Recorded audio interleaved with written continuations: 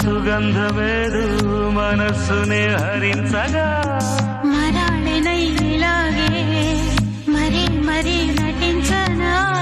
విహారినై వాడే దివి భువి స్పృశించనా గ్రహములు పాడిన పల్లవికి జాబిలి ఊగెనులే కొమ్మను తాకి